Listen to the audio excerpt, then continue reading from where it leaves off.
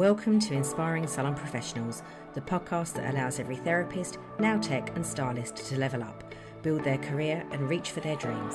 Each episode will be looking at a different area of the industry, and along the way I'll be chatting with salon owners, industry leaders and experts who'll be sharing their stories on how they achieved their goals, made their successes, all to inspire you in your business and career.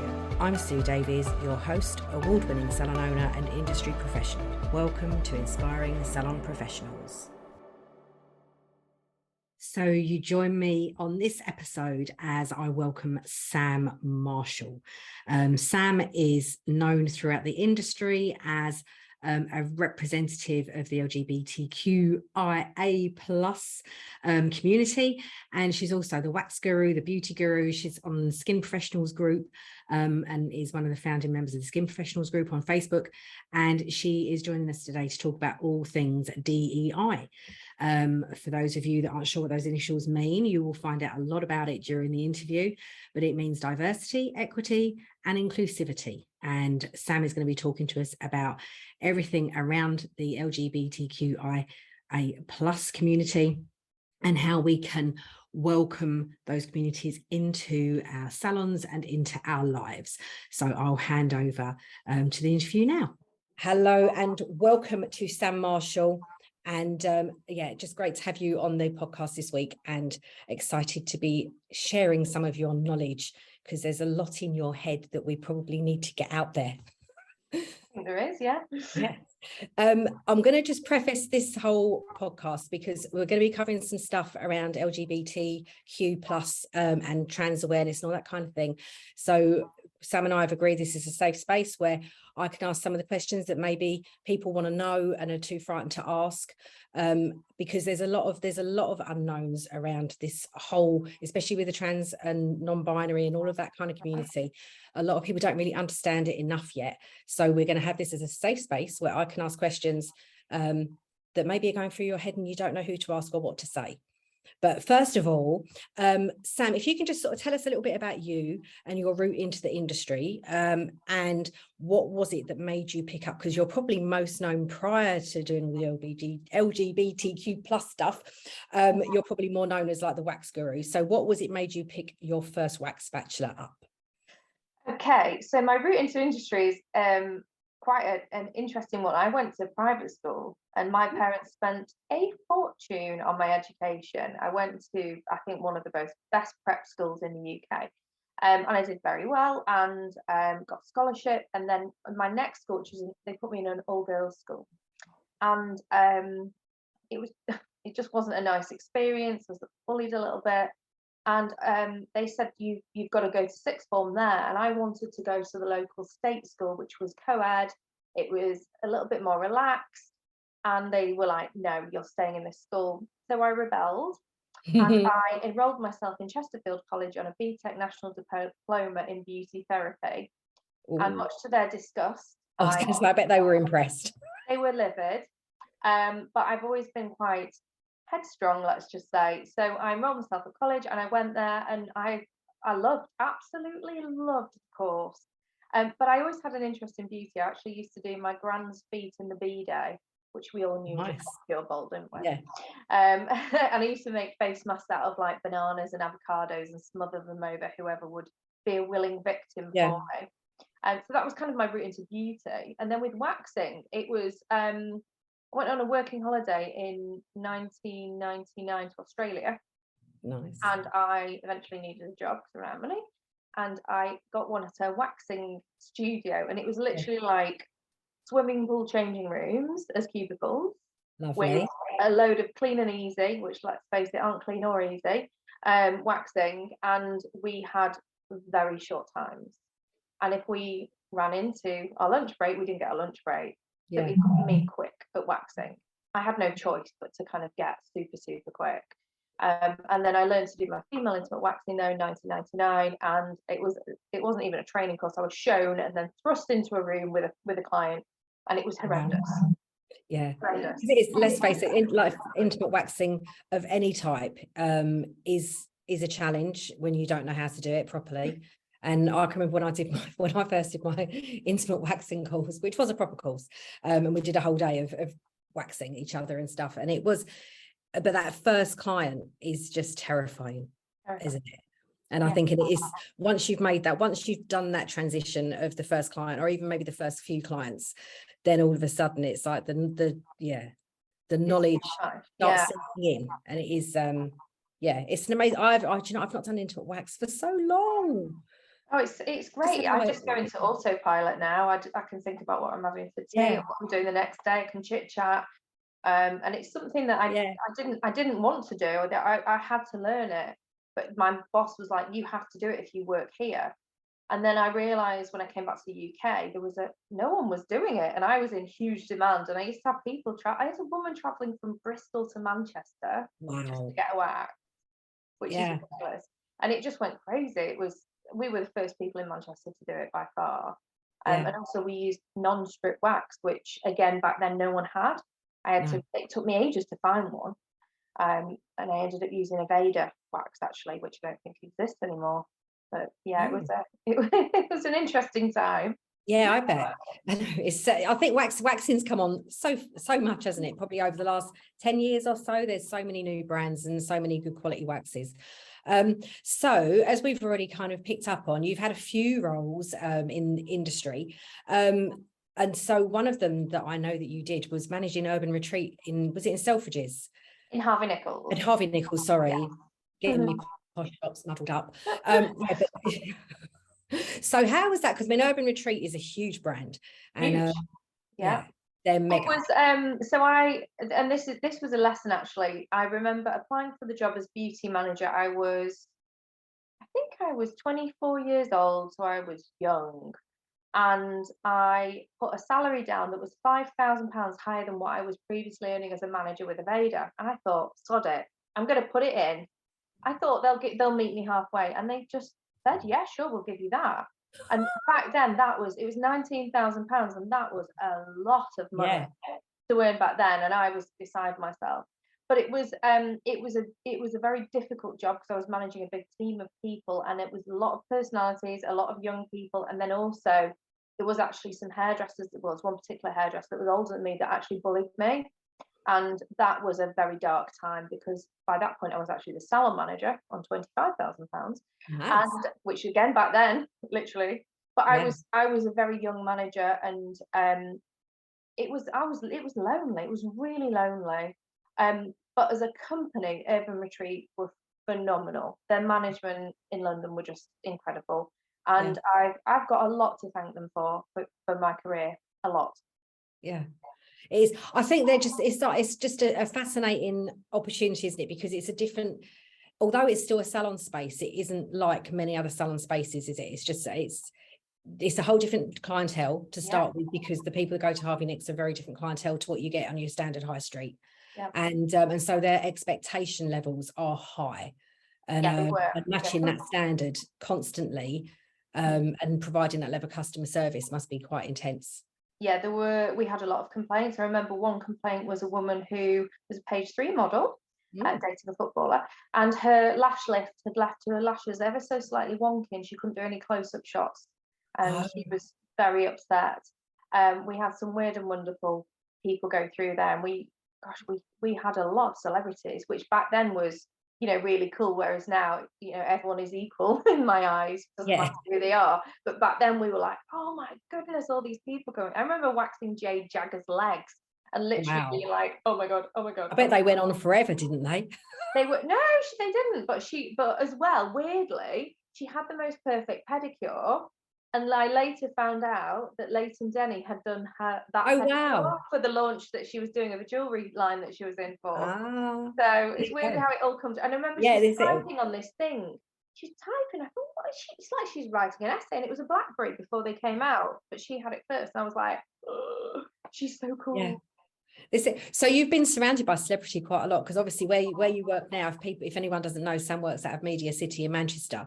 So you've got a lot of TV studios and radio stations and stuff around you, so you get to meet quite a lot of celebs, I'm sure. Yeah, we do, but we have a very strict I call it pay for privacy. So they pay full price. I mean, why wouldn't they? It astounds me when people discount a celebrity. and they get the privacy. We don't talk about them. We don't tell anyone they come. There has been times where some of them have kind of Instagrammed and said, thanks so much, Sam, love my brows, love my lashes, but that's on them to do. We would never ask, and we would never post ourselves. And it's something that I've got an Iranian therapist. She's 53. She doesn't know who anyone is. She's only been here, I think, about 8 years. And she had one really, really amazing actress in with her once. I literally was like, oh my God, if I see this person, I'm going to collapse, because she's the most incredible actress. And I thought, shall I tell her who she is? And then I thought, nah. No. And she apparently, like, she's come to us several times since. And it's really nice because everyone gets treated the same. Yeah. And also, I think we're now a bit more conditioned to, if someone off the telly comes in, we don't get as I used to in my Harvey Nichols days. I know, because I've done a few over the years, and I've done a mixture of nails and massage, and I think it's mainly nails and massage I've done on famous people. And the massage was fine, but doing nails when you've got someone in front of you that, like, you know, and you're quite in awe of, and you get the handshakes, that's not good. Yeah, absolutely. Well, I did someone's eyebrows once, and luckily the makeup artist is my friend, and she's like a Hollywood actress. And I was literally through the whole thing going, oh my God, what if I get them wrong? What if I get the colour wrong? Oh my God. And I kept going to my friend. I was like, is this colour okay? And she's like, yes. I was like, is this shape okay? She was like, yes. And then she came back a few days later for a spray tan on her own. I was just like, oh, don't mess it up. Don't mess it up. Don't mess it up. No. So it was great. It was great. And it's very rewarding when you see your work on TV and you think, I made her brown. I did those nails. I did that. So, yeah, it's great. Oh, no, I've not had anything that I've never seen. Oh no, actually, once I've seen my work on TV. It's like, oh, there's did you do his nails? I did. It was yeah, she's an actress and sort of stage person, and I did her a set of nails the day before, and in between stage shows. But I'm really kind of, one thing I don't kind of do myself is the whole influencer thing. It doesn't work for my business model, and I always say, you know, if one of my clients saw me kind of going, oh, guess who came in? It was so-and-so or so-and-so. They'd be kind of like, yeah, we work with them, so why are they important? So it's something, luckily, we don't get anyone going, can I have a free manicure if I tell her, you know. That's it, because we shouldn't. And it isn't like, you know, we need to, why should we not value ourselves? You know, they charge money for what they do. Why shouldn't we charge for what we do? Yeah. Anyway, all that celeb stuff aside. So as I was saying, I kind of knew you first of all as a beauty and wax guru, and that's how I came across you. But nowadays many people do know you as a massive advocate of the LGBTQ plus community, and also more recently as skin professionals. Your role as an advocate has especially for the LGBTQ community, has brought you a lot of recognition. I can't say the words today. A lot of recognition, and just how important is it for you to be that representative voice? And I know that it is within the industry, but also I think you are now starting to branch out of industry into hospitality and stuff as well, getting that message across. Well, I'm part of the community, so this might shock everyone, I'm a lesbian. One of those secret ones in disguise. You can't tell. I know, it's the long hair. So I am part of the community. My partner's trans non-binary. One of my best friends is a trans guy. So I'm surrounded by these people, and I'm not scared to speak up. So if I can be that person that can be an ally for those people that maybe you know, it takes quite a lot for them to speak up for themselves, then why not do it? And it can get really tough at times, especially as a cisgender person trying to kind of put the whole argument for be nice to trans people across and being inclusive. But I think it's my duty to do it. And also I've got a lot from my community. So now I feel that it's my place to give back, which is why I teach this course. And I also volunteer for my local LGBT foundation as a village angel as well, which I love. So just amazing. Well, no, I'm not. I feel like if I do all these good things, then the good things will happen to me. Absolutely. Yeah. So it's probably selfish as well. But you've mentioned already there a term that some people won't necessarily, I can't get my teeth in today, can't necessarily recognise, which is the cisgender situation. Yeah, so cisgender is basically the opposite of trans. So I wouldn't say I'm a real woman, I'm a biological woman, I'm an ordinary woman, because they would be horrendously derogatory. But we say that we're cisgender if we aren't trans, and it's just a polite way of saying it. So it's spelled CIS and pronounced cis. And doesn't it stem from Latin? Is it? So Yes, I've just been on the Be Trans Aware course, so I should be being all perfectly spoken. But yeah, but it takes a few. Do you know what? You can't just do a course and take everything in. No. It takes a while to get versed in it. And yes, cis means on the side of, which does come from Latin, which was one of my favourite subjects at school. There you go. That's that posh school. Yeah. Yeah. So there's lots and lots of language and terminology that the general public widely are still not that aware of, and I think it's a really important thing so that we can be inclusive. And also one of the things that I'd like you to explain perhaps is, because I know that you represent the DEI. I was going to say agenda, that's not really the right word, is it? But if you can just explain what DEI is as well, because all of this stuff that we're talking about comes within that remit, doesn't it? Yeah, absolutely. So I've actually got a really good analogy for this, which I did in my talk that I just did at Spa Life International. So DEI stands for diversity, equity, and inclusion. So if you relate it to shoes, okay? Oh, so okay. Diversity is accepting that people have different shoes. Equality, which people sometimes think the E stands for, but it's equity that we should be using. So equality is just making sure everyone has shoes. Equity is making sure people have shoes that fit. So that's really important. So if we're equitable, we're not just saying, hey, you all get the same treatment. It's you get the treatment that you need for you.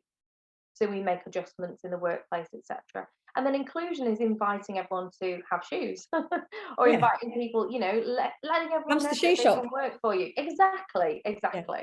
So that's a really easy way to remember it, because it took me a while to get my head around it, because I can do the whole trans awareness thing, but people are like, so tell me about DEI. I'm like, okay. It's because in the end, I can't think what it was. There was something I needed to, do you know, it might have been to do the FMP stuff, and it might have been when I was writing something about you for the FMP. And I actually had to go and look up what DEI, because I knew diversity and inclusion. And then I was like, what's it? And I, coming from old school, when I used to be in the health service, public sector, in personnel, as it was called then, it would have been equality. And when I looked it up, it was equity. And I was a bit like, wow, that probably is far more fitting. And that's what it should be, because we should all be equal, but we should be equal in our own rights. Yes, absolutely. Yeah. So it's so important. And you can adapt this to the workplace, you can adapt this to your clientele. Yeah. It can come across everything, but there is, in our industry, in a lot of sectors, there is a real lack of diversity at the Scratch Awards, and I'm sure they won't mind me saying this because it's not the awards' fault. No. But there were hardly any people of colour there. There was one man that won an award out of how many awards? So, we need to make sure everyone is being welcomed into the space, and so that they know that they can enter, that they've got a true chance, that they'll get listened to. I'd love to see someone that isn't able-bodied winning an award. And gosh, I'd love to see someone that's gender diverse in the industry as well. But I think people feel that they aren't welcome, so they won't try. And this is what we need to do, is kind of open our businesses and our worlds up to people that aren't cisgendered, white, young. It's a really difficult thing. And I think with things like the awards, I think if you're from a community that is perhaps less popular or less accepted, or whatever it is that is less than, you are less likely to put yourself forward to be up on that stage, because then the spotlights might be on you, and it may raise awareness that you aren't ready for, or whatever. And there's a whole other ball game that goes on with that, isn't there? But equally, there has been, and I know Helena from Scratch has tried very hard to start bringing in models of colour and just a more diverse recognition of what our country is and what the nail industry is, because we aren't all white girls that are 30. There's people from multiple different ethnic backgrounds of different. I'm 55, I still do nails.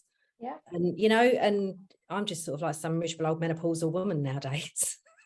But it's true, but you know, but we're all different and we're all going through our own journeys and whatever it may be. And I think that doing what you do, hopefully it opens some people's eyes into the fact that we aren't all that stereotype that is attached to our industry. Yeah, and that stereotype can be seen negatively as well. Like it can, you know, some people, if people, I heard someone say, oh, everyone at spas is young and pretty, so I feel like I wouldn't be welcome there. Or, you know, people that are plus size, we want to see people across all these different bits of representation. So someone will see themselves. I mean, look at recently with The Little Mermaid, look at those videos of those children seeing someone that looks like them. That is powerful. That is so powerful. It is. I mean, I was just up your neck of the woods a couple of months ago and went to see Beauty and the Beast.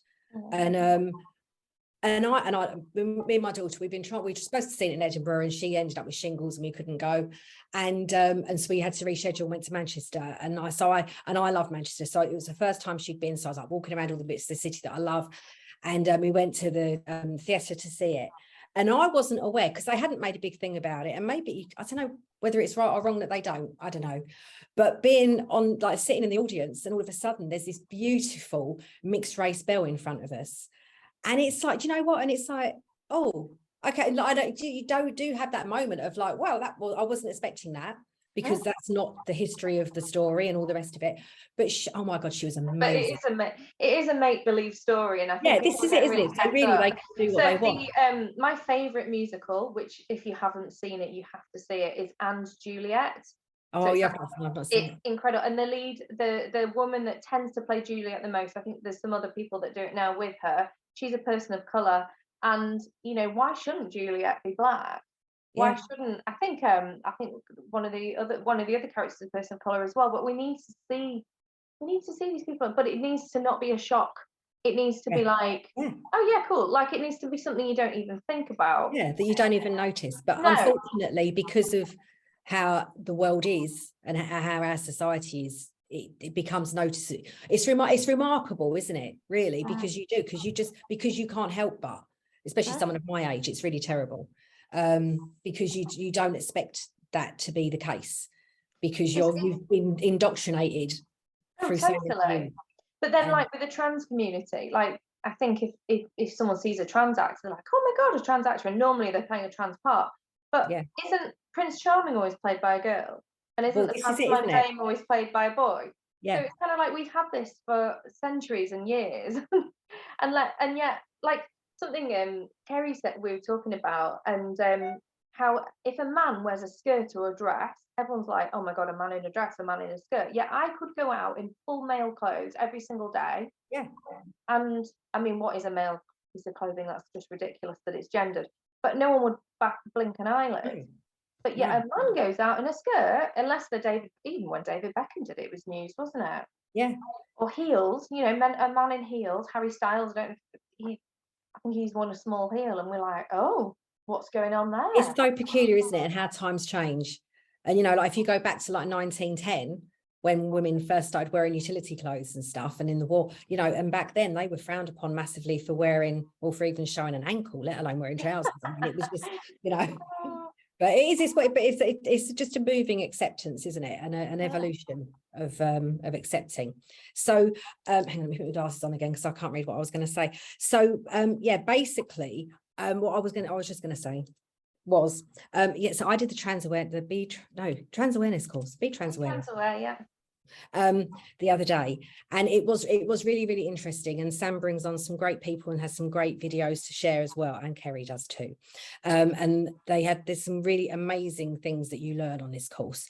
So, and it's a great way of learning how not to make faux pas, because if you do have somebody that comes to your business, or comes into, if you're an employee that comes in and, you know, your boss has booked in on your column and you aren't expecting it, it kind of gets you through some of those maybe more awkward situations, and just gives you a few tools to be able to work without causing a scene for that person, because I think that's the hardest thing and also one of the things that I learned is that, you know, how difficult it can be for people that are on their journey through their trans journey to be able to even phone and make those appointments. is really hard. So what kind of things would you suggest, Sam, for, you know, obviously the course is there and available. Is it only online? Can people book it to come for you to come into salons or anything like that? Yeah, How absolutely. accessible is it? So we do a monthly webinar. We alternate between day and evening, and then we do we can come out to businesses, we can come out to salons, or we can do a bespoke brand or salon training course over Zoom. So that was quite useful, say for Gino, that we did recently, because they were kind of scattered around the country a little bit. And we do colleges as well. They're really, really popular in colleges once they get through the budget. Yeah. And we also give 10% of our fee to Sparkle, which is a national transgender charity. And when we have the panelists on, we do pay them for their time, which is very, very important. So we give back to the trans community, and that element is vital. So if you see a course out there that's free, or that's, you know, it's got a fee attached to it, please ask them what charity to donate to, or that they are donating to. Because I think it's like when we do things around Pride, there has to be a charity element if you're going to use that community to make money. But yeah, we're really proud of our course. It's great, but it's one of those courses that until people have been on it, often they don't know they need it, and then they're like, oh my god, I really needed that. Or what people do is they wait until they get a client that's trans coming into their business, and they're like, oh, I need the training now. But it's kind of like, let's do it before they start coming into your business, because they're probably not coming because they don't feel welcome.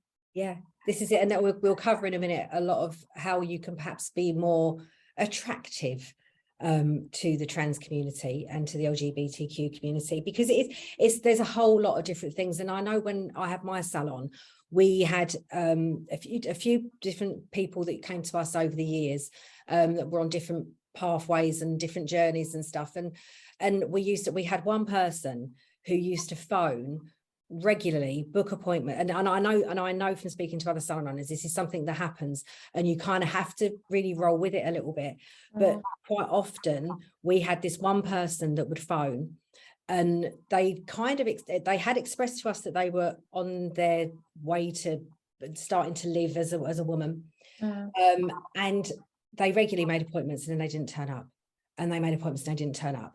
And it is frustrating, because obviously as a business owner, you don't want that white space in your diary. But, you know, so how can you kind of manage that kind of thing, Sam? Because it's really difficult, because they're going to be feeling a lot of vulnerability and probably be quite concerned and scared perhaps about coming into a very female-based industry, or a very female-based business, and being judged and all that kind of stuff. Yeah, I think it's not so much it's female based, it's more that we're all cisgender generally. But doing the bad thing again. No, that wasn't bad. That wasn't bad. Oh no, changing the perspective. Yeah, I know. It's just the language, isn't it?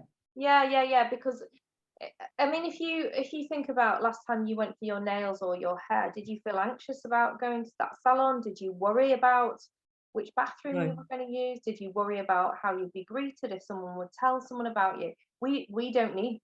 I'm speaking for me and anyone that's like me, is that I don't need to risk assess a situation before I go into it, not beyond the kind of norm that we do as we're walking down the street.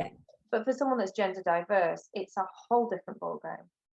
So first of all, I mean, if there was someone that kind of expressed that they might be, you know, on their journey or they're gender diverse, I would see if they want a phone call, because I think if they'd have spoken to someone who could have reassured them, said all the right things to them over the phone, then that probably would have helped. Yeah. Also, I'm going to play devil's advocate here and say, if you'd have taken a booking fee or taken a payment, they're probably less likely to cancel, because they've already committed to it financially. Like, if it's easy to cancel, sometimes you'll just cancel. Yeah. You know. I know. Well, this particular person just used to not turn. They just used to no-show.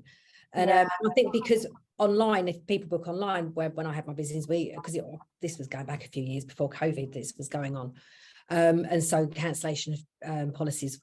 Oh, I did have it, but we never used to enforce it. Oh no, if they booked online and they paid their booking fee, then we'd enforce it. But if they phoned us, we just used to book it in, and we never used to take a booking fee over the phone. So it was way round a bit away. So I will only take my first bookings online now, because then it captures their card details, or we can take a booking fee. I've learned the hard way from that after being in business for years. But what you want to show that person is that, first of all, that you're educated around transgender etiquette generally, because, and also there's no point one of you being educated and the rest not, because, you know, on a Saturday, if the assistant's at the desk and you're shampooing someone, or you're doing someone's massage out the back, if she gets it wrong, then she screwed it for you. So it needs to be the whole business. And then, you know, you can outwardly let the community know that you're trained. First of all, you know, pop your certificate on your Instagram. That's what a lot of people have or your done. window sticker. We have window stickers as well. You can mark yourself as a transgender safe space on Google, alongside being LGBTQ plus friendly. But there's also actually some directories you can sign up to, but I don't see the point signing up to a directory if you haven't got the education. Like, that's me like saying, oh yeah, I welcome autistic people, but I haven't done any training on autism. Like, if I get it wrong, then I could really upset someone's day. And with the trans community, if you get something wrong, you could contribute. I'm going to be harsh. You can contribute to their suicide rates. Which 85% consider, 41% attempt suicide.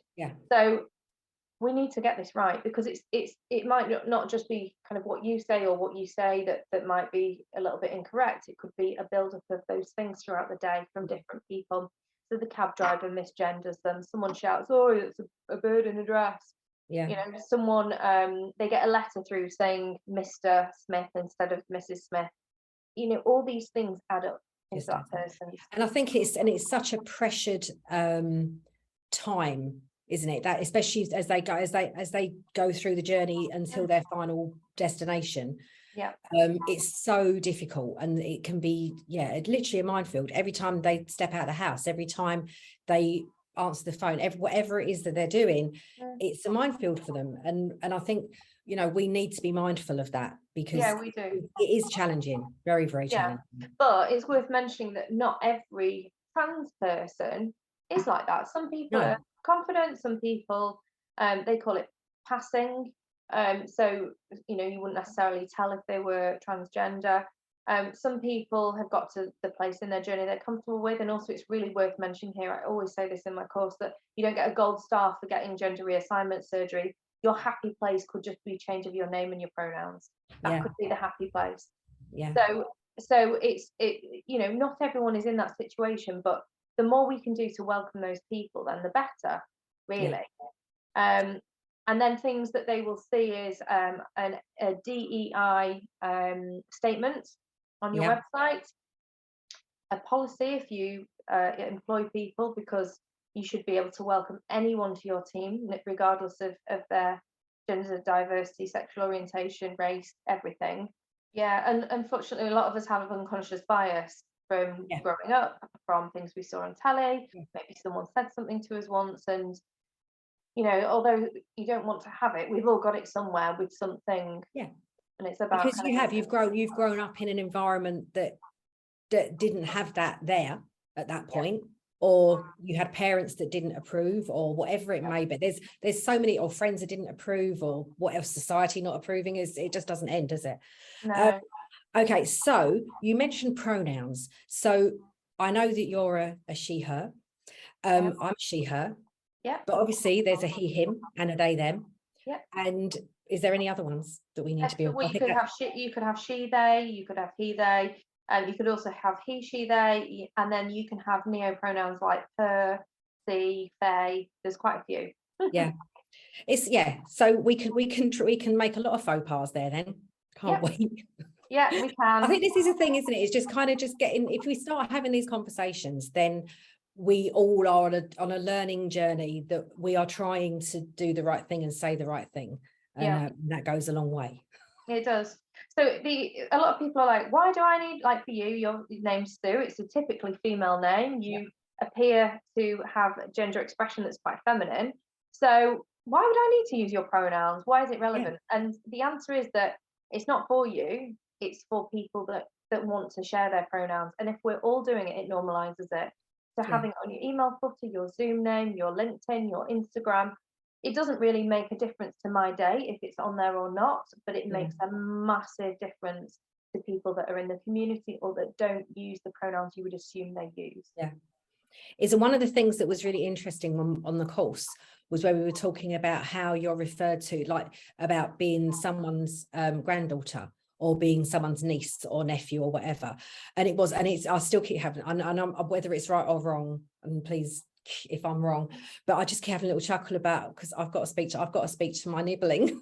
You're nibbling. It's a My beautiful nibbling. word. And I think that's just such a lovely thing to call your niece or nephew that's non-gender specific. Yeah, it is. It's lovely. And you know, language will always evolve. It will always change. And I'm sure when we stop saying policeman, policewoman, fireman, you know, dolly trolley or trolley dory, sorry, chambermaid. I mean, God, we used to call someone a maid. That's insane. Yeah. So, you know, those things stopped and became more gender neutral. And now we're at a stage where, you know, maybe don't say hi, ladies, to, well, on a forum. And I know I am the bane of most people's existence on forums.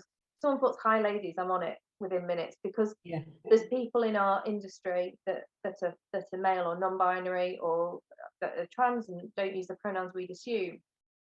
And I just think, God, you know, it's 2022. Let's stop assuming our industry is just women, because otherwise it only ever will be.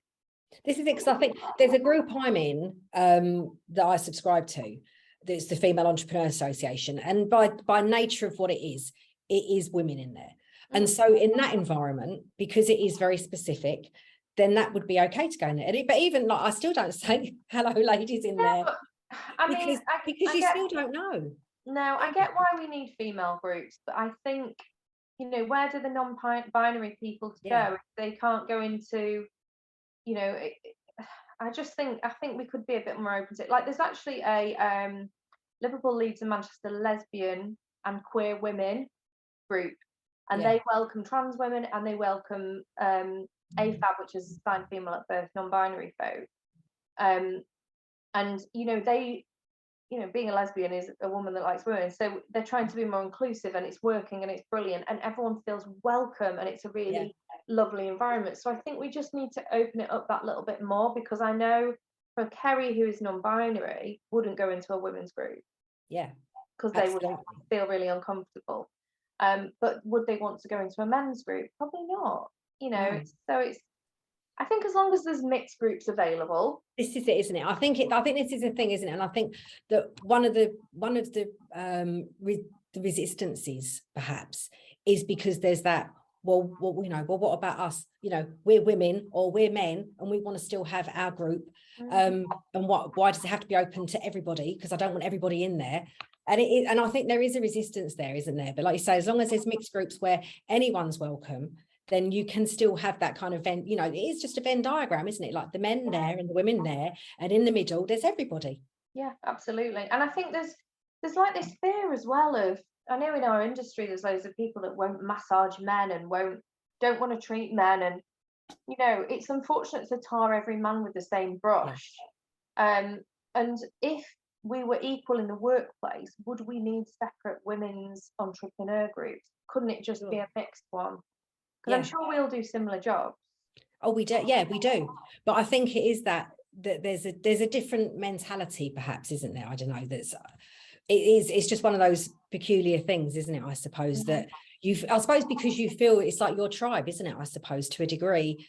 I mean, even that's sort of a challenging word, isn't it, nowadays? But it's that group that you associate with, isn't it? And that you bond with or whatever. And it's really, really difficult. Because I never want to exclude people, but equally sometimes I do like being with the girls. Other times I like being down the pub with the blokes. It's just sort of, you know what, you've really hit the nail, because I feel really comfortable around other gay people. Yeah. Because I know they're my tribe, they're my safe space. But I suppose if you're a cis straight woman, then and you're not a person, you know, you're white or not a person of color, then who is your tribe? Because you're kind of the norm, aren't you? Yeah. So your tribe, you don't have a tribe. Exactly, it's going to be other women, so it kind of makes sense there. I've never thought about it like that. Yeah, it is. It's because it's just a bit of an odd thing, isn't it? It's like, you know, we've like with my husband, he doesn't really do Facebook or any of that stuff. He can't stand social media. But if he wants to go and be with people that are like him, he'll go and meet up with his mates who is known forever. Interestingly, one of whom is gay and married, and they, you know, considering they were all like proper hard nut boys when they were all younger, you know, they're so welcoming of him and his partner, and it's fantastic because we all kind of knew anyway. But it was like, but when he eventually came out, you know, as hard nut lads, they were all so accepting and so welcoming, and he's never left their group ever. And you know, as I say, his husband's really part of the group as well. And it is, but it's that kind of that male bonding thing, isn't it? And I suppose totally. But this is what we're seeing now: is gay is kind of where, well, trans is where gay was like 20 or 30 years ago. Because if you think back to maybe our parents' time, would they hang around with gay lads? No, my dad would not have hung around with gay lads. And what we're seeing now, and one of my friends who works on one of the doors in the gay village has said he sees kind of 20-year-olds, and they're straight men, they're gay men, and they're all hanging out together. Yeah. There's no differentiation, there's no kind of separate groups. Whereas when he was younger, he only hung around with gay people. Yeah. Because the straight people didn't want him with them. No. So if you think how far we've come, like there's no biggie. I'm sure even when I came out at the beginning of this, people were like, yes, so what? Boring. Next. You know, being gay isn't that kind of, it's not a big thing, is it? It's no big deal. Yesterday's news, Sam. Exactly.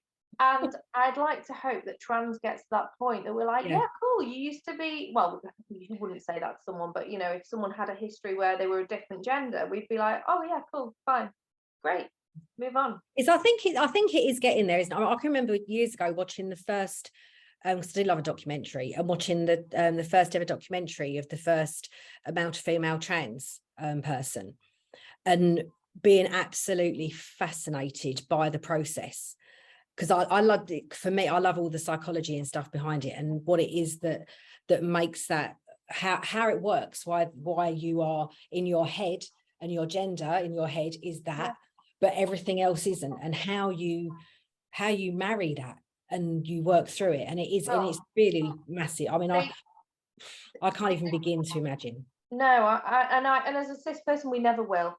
No. We only know what people tell us, but they did prove that if you look at a trans woman's brain and a cis woman's brain, they're identical. Yeah. So their brain, their person is always the same. So if you woke up tomorrow and you didn't have breasts and you had a penis, you would still be Sue and you would still be female. That wouldn't change you. No, I'd be a bit surprised though. You'd be very surprised and you'd probably have a very fun day. But but for a trans person, they were like, when they say, they want to be a woman. No, they were born female, but they were born in the wrong body. And then as they grew up, the wrong hormones took control, which gave them the lower voice, the squarer jaw, the pronounced forehead, the excess body hair, the height. They, like, when my clients talk to me that are trans, like they'll say, when I was a little girl, I mean, they were a little boy, but they've always been a girl.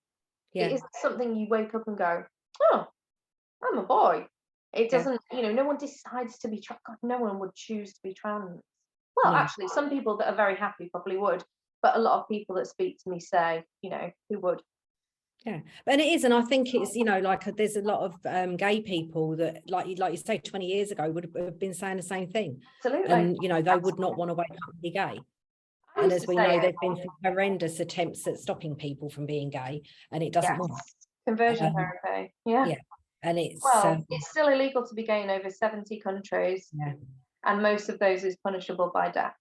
Yeah. So we still have a long way to go, even with that. For global acceptance, definitely. I think it's it's very, very difficult. And I'm with my glasses on, so my dog's just arrived in the room as well.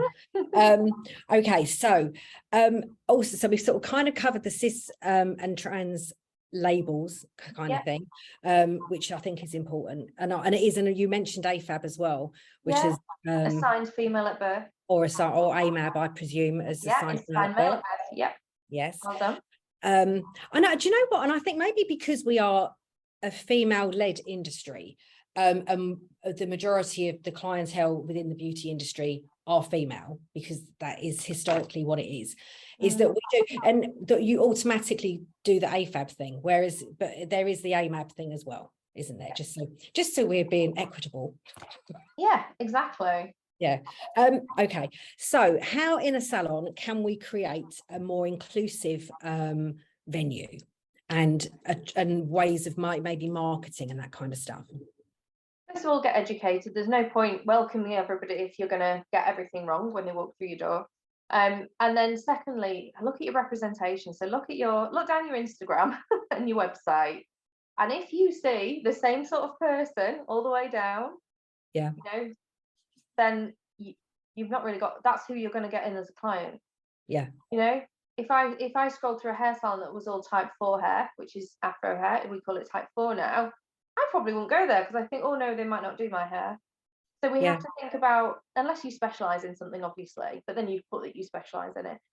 But we have to put it out there that these, I want to see more mature women and mature men.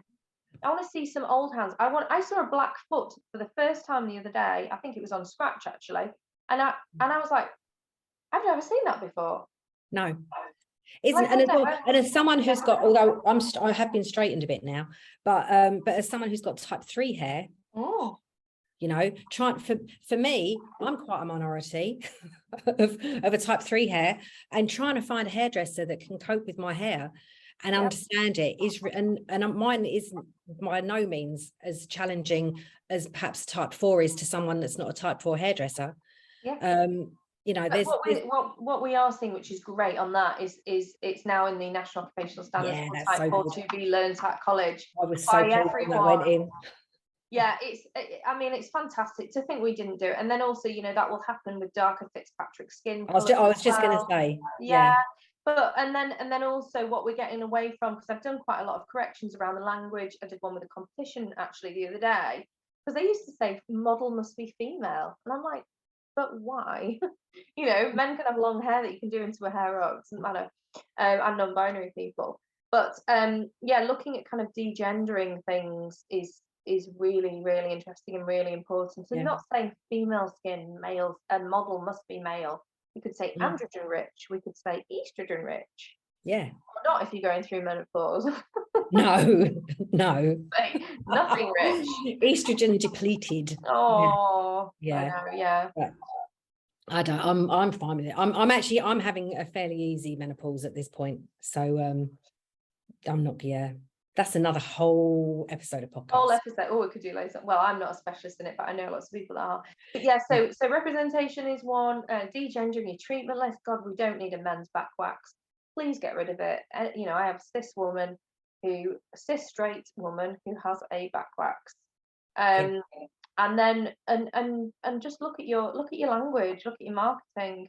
If you're putting out there and using words that will only apply to one sector, then that's all you're going to get. And it's not about kind of stopping niching, because I do believe people should niche. But at the same time, we should make sure that everyone feels welcome. Because if you're not including, you're excluding. Absolutely. One of the other things I wanted to talk to you about as well, and it's a big area, intimate waxing. And obviously, if someone is going through a transitional journey, they may present outwardly as female. And then they could be on your couch, and when you pull that towel back, they may present as a different gender. Now, obviously, if you haven't done the training for that other gender, how does that work? Because obviously there was quite a famous case in Canada of but she wasn't a very nice person. No, she wasn't a very nice person, and was actually going out of her way to make trouble for salons that then she tried to accuse of discrimination. So where do we sit as therapists if you've done your female intimate waxing, because what you would have gone and done is a female intimate waxing course or a male intimate waxing course? Where do you sit if you haven't done the opposing genders training and someone comes in? Can you still say, I only do, it's funny actually, I noticed you'd put something out the other day for a model saying anyone with a vulva, and basically, obviously we could, using those terms publicly for some people may be the wrong way of saying things, or they may not feel comfortable saying that. If you feel uncomfortable saying the word vulva, you probably shouldn't be doing intimate waxing anyway. Right. But so where do we sit? Are we okay to say no? Do we have to do it? You know, what's the kind of... Well, no one has to do anything, do they? No. I mean, if you're a doctor or a nurse, you don't get to choose who you touch, No. first of all. And I know that's a lot of people saying, well, I'm not a doctor or a nurse, but if you choose to do intimate waxing, I'd recommend doing every bit of anatomy, and then that takes anything away, really. But if you aren't trained in doing male intimate waxing, so waxing the scrotum, then yes, of course, you can say, I'm so sorry, I'm not trained in this area. And have someone to recommend to. It's okay for you not to do it, but you have to have someone to recommend to, because otherwise you're not really doing much service for your client. Also, if I'm just thinking of this the right way around. So you might get a trans guy coming in that's got a vulva. Yeah. And just because they transitions doesn't mean if they wax before they don't want to wax afterwards. Like, it doesn't always change. So you have to be prepared to, if you need to have that conversation and say, oh, you've booked in for an intimate wax, can I just let you know, Sarah is only trained to wax the vulva, or female intimate waxing. I've actually started to remove the gender from my description, so I'm going to I've officially renamed my course. I just need to get my certificates done about vulva waxing, because that's what it is. I mean, they're not pretty words, are they? Vulva and scrotum. They're just not. But there's nothing else we can call them without using slang, and we're not going to use slang, so it is what it is. So yes, you're fine to refuse. And also, there must be an element of insurance as well. Yes, if you're not trained on that area, then you're not going to be insured, and you can say that to your client. I think if you had anyone that was being difficult about it and saying, well, I'm a woman and I've got a scrotum, then that's something, please feel free to reach out to me and I can advise you on it case by case. I'm more than happy to help with any of that. But I haven't known anyone in the UK to do that. We've had one case. I know. If we really think statistically about the amount of waxes we do every day, and are we going to let one case make us think that every trans woman is going to try it on with us or be difficult? Because this happens a lot with male clients, like people refusing to massage men because their sister's auntie's uncle once had someone that was a bit dodgy. It's something that I think as an industry we're becoming a bit precious about. And it needs Definitely. It is. I mean, I think we need to be aware of, no matter who our clients are, we need to be aware of our personal safety. And especially if we're working on our own, our solo safety is vital. And I think there are instances where I've had, it's really funny actually. When I used to work more mobile-y kind of thing, way back in the day, I would never have gone to, if a man had booked me or had tried to book me for massage, I would never have gone to his house, because I wouldn't have control. I wouldn't know where anything is. And for me, that would have been a safety risk assessment situation. And I wouldn't have wanted to do that. But when I had my home salon and Frank came to me, who came to get his toenails painted once. And I think it was his first time in a salon. He was experimenting, and I was probably I was very nervous, because I had this guy coming. It had all been a very peculiar setup. A female friend of his had kept phoning and making probably about 10 phone calls just to book this one paint and shape appointment. It was really quite challenging in the build up. So I just made sure my sister was in my house. I had a cabin in my garden. My sister was in my house. I made myself safe. Yeah, it's not hard, is it? No, and it isn't hard. And I had, my sister popped out to give me a cup of tea. We'd agreed that I'd say whatever if I was okay with going ahead, and something else if I wasn't okay with going ahead, and she'd extract me. But the poor guy was shaking. He was so much more nervous than I was. Yeah. And I think in those situations, anyone coming to your business that is coming in a vulnerable state is going to be far worse off than you. And yes, as a small woman, a 5'11" man or a 6'4" man is going to be able to overpower me, but he'd be able to overpower me whatever happened and whoever was there. But if you took his name, email address, date of birth, far less likely by card online, you've Yeah. got his card details. That's quite a lot of things to track someone with. Yeah. And I think we do need to kind of recognize that not all men are serial killers. And we need to be aware, and we need to risk assess our situation. And the thing is, if you actually did a formal risk assessment of it, you'd probably find the risk would be really, really low. Yeah, absolutely. We need Sam Blake on this. We do need Sam Blake. She popped into my head then. So because I teach male intimate waxing still, or scrotum waxing, and we teach personal safety as part of that course. Yeah. But then what we actually considered, this was with Andy Royard, is that the personal safety element needs to be taught in female intimate waxing as well. In fact, it should be taught in every single course, because why would you ever put yourself at risk with anyone? And women, yes, statistically, there's less trouble with women, but it still happens. And I think going to a stranger's house, it must be terrifying. I don't know how people do it. There's a company, I think they're London, Manchester, called Blow, and people that work for them have told me they are not allowed to go into a house with a man on his own. And they had a cross-dresser that wanted makeup, and they actually refused, apparently, which isn't very good. And they have his and hers massage.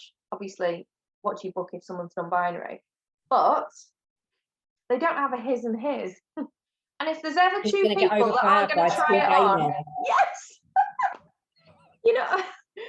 I mean, because I was talking. But then we're making assumptions that they might be just mates. They might be just mates. But I was talking to a guy. He's amazing. He's called the Spa Man, and he basically his whole life is spent going to spas and writing reviews.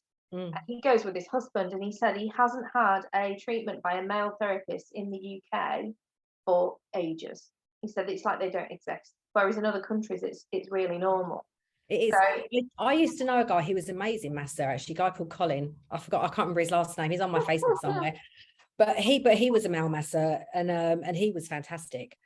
Really, really good master. And yeah, we need to see more. I'd like to just see more guys in our industry, and I think it's funny, isn't it? Because guys in hair is so common. Right. And maybe it is that because you're laying hands on people in a more intimate way that, I don't know, maybe it's that whole thing. Maybe they feel awkward. I don't know. Or maybe the colleges aren't welcoming them onto the course. Yeah, always that. Yeah. Maybe in schools it's seen as something that is a down and out job, which it is. Our industry is. Yeah. That's another whole podcast. Because we need to kind of get people from school level, because there's a massive crisis in the spa industry with recruitment. Massive. I've literally just been doing an interview with myself earlier. I was doing a solo recording earlier all about that, and we've got massive problems. And the fact that and even if we go back to the beginning of what you were saying about your parents, and even my mum and dad were not exactly that happy that I wanted to do this for a living at 15 when I was leaving school, and I kind of met my husband by then, because we've been together. I was like child bride. But we've been together forever, and I'd sort of met him, and I'd sort of decided I didn't know if I really wanted to do 2 years of college, because it was 2 years of college back then to do beauty. And my mum was just like, just go and learn to type. What do you want to go and do beauty for anyway? She was a little bit dismissive of it, and my dad was not that. He thought I should go into technology and do a computer thing, because computers were new. And you can't. And girls get pushed away from it, and if girls are getting pushed away from it, boys don't even stand a chance at the front of it. And you get and more that still hasn't hour. changed in 40 years. That has not changed. No. That parents do not encourage their academically able daughters to enter our industry. Yeah, and if you really look at the moment, I'm specialising in skin now, because I found with waxing I couldn't learn anymore. I'd hit the top. There was nothing else to learn.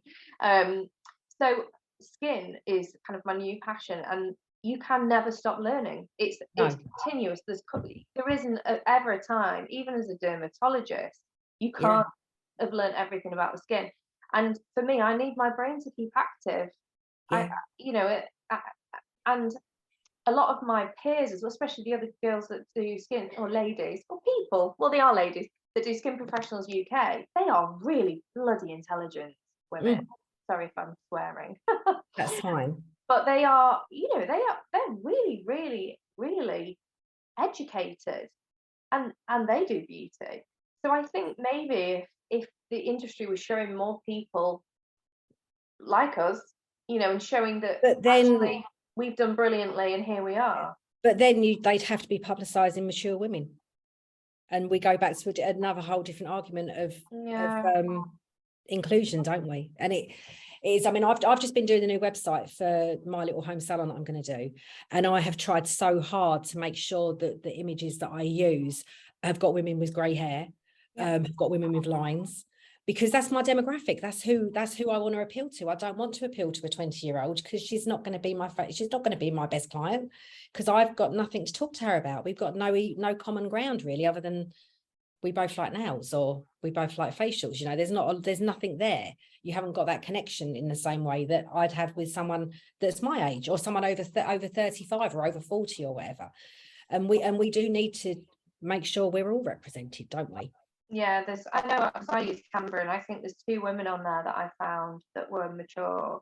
One's actually some sort of your Oriental origin, so that's like a double whammy there. But when I was on something with the British Beauty Council, and apparently there's just no mature Black women on the on the Shutterstock and the canvas. There's nothing out there. No. They're not represented. No. And as well though, is like I met and I'm sure you've probably come across Erica. Have you met Erica Fremantle? She's amazing. Have you not met her? No. She's wonderful. I absolutely love Erica. And do you know, and the thing is, and I was gobsmacked because she's old. I'm sure I might be saying the wrong thing now. She's around my age ish. But she looks about 30. And I think that's a really difficult, because of the skin type, it doesn't age in the same way, and they don't go grey in the same way. And so maybe finding, they'd have to look for like an 80-year-old to try and find someone that looks 50. They people of colour, if they're Black, they have a natural SPF of 13.6. Yeah. I learned that on Deeja's course, which was phenomenal. Yeah. And I was like, oh my God, mind blown, natural SPF. Yeah. It is, isn't it? But it's my mother-in-law had very olive skin, and she was nearly 80 when she died, and she still looked like she was 60. Just like, it's just not fair. But anyway, so last question. What is the one piece of advice that you feel would have been really, really beneficial to you when you started out your journey in this industry? Oh, well, I don't know which bit to think of in my journey, but the one thing I wish I'd had would have been coaching. Because as a manager without a coach, I think I was setting up to fail really. Whereas now I always have at least 2 coaches. I try various different people to get different perspectives on things. So I think it would be either sign up to a group training, mentoring program, or if you can get a one-to-one coach. I think it's something that we invest in the business and the instruments of business, and we don't invest in ourselves, do we? Yeah, we like go, oh, let's go and buy a $2,000 machine. No, how about let's spend that $2,000 on some coaching? But I think it's really hard for someone to see the value of it when they start out, because they're like, whoa, that's a lot of money, but actually you get that back tenfold if you just invest in it. Because I just go and buy another 20 colours of gel, which we don't need. Well, we do, or glitter. But I've still got massive imposter syndrome. I still have money blocks as well, which a lot of us have. I see some prices and I'm like, how are you charging that? So I think all those things, one thing as well, which I forgot to mention, is mindset, which is my sister's a mindset coach. Yeah, indeed. And I will be inviting her on at some point. Oh God, she's like next level amazing at what she does as well. I've seen my friends literally just go, they're just limitless, that have been coached by her. But I think clearing out any stuff, any beliefs that you had, or things that you were told growing up, or I'm not good enough, getting rid of those would be my first port of call. So it would be mindset first, then business. I think it's important. I did some work with a friend of mine the end of last year, beginning of this year, and she came on and did a couple of episodes with me, Philippa, and it's just just even recognizing that those issues are there is like the first step in clearing them. And it is, and it's really funny. And I was saying something to her the other day of like, oh my God, I can't believe I've just done this, that, da, da, da. And she, you know, she was like, I'm so proud, because that has been so long in coming, and you just really, really needed to do that. And I think that we need to recognize that as professionals in this industry, we need to invest in us, and we need to empower ourselves. Yeah, to make the right choices for ourselves going forward. Yeah, definitely. Massive. Anyway, thank you so much, Sam, for coming on. I really hope that we've had a conversation that's cleared up some queries for people, because it is a challenging subject, and one that we need to keep talking about, and we need to keep discussing. And if Sam, if you'd just like to share where people can find you and how they can connect with you, and we'll also put all that on the show notes as well. So on Instagram @BeautyGuruSam is the best one for me, and then I'm also on LinkedIn, Sam Marshall. I don't know how to find me. There's probably a few, but pick one. I know it's like me being Sue Davies. There's too many of them. Yeah, I've got and I'm on Facebook as well, but I tend to use Instagram and LinkedIn more for work. Wonderful. And what we'll do is we'll get all of Sam's websites and all that kind of stuff, so that you can just click the link on the show notes, and that'll also go on the website, so that you can just find her. And I cannot recommend the course enough. If you have any qualms or anything that is bothering you about doing anything with people of gender diversity, then please make sure that you do the course, because it's not expensive, is it, Sam? No, it's £97 per person. Yeah. Then if you got a group together, then depending on the group, it can work out there. Yeah. But so that's all good. So thank you very much, Sam. So a great interview there with Sam Marshall, and I really hope that you've learned lots of things about cis and about trans and about AFAB and AMAB, and a little bit about what diversity, equity and inclusivity is all about.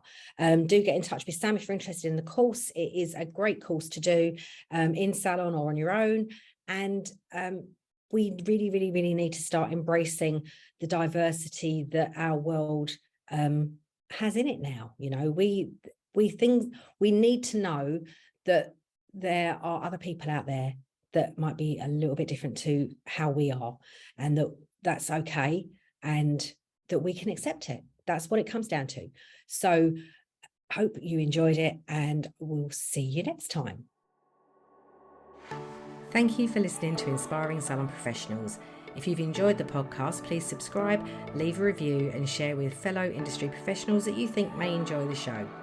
Links and further information can be found on the show notes or on my website, www.suedavies.org. Here you can also find some downloadable free guides that you may find of use. You can also hear from me and join the Inspiring Salon Professionals community on my Facebook group. Thanks again, and see you next time. Bye for now.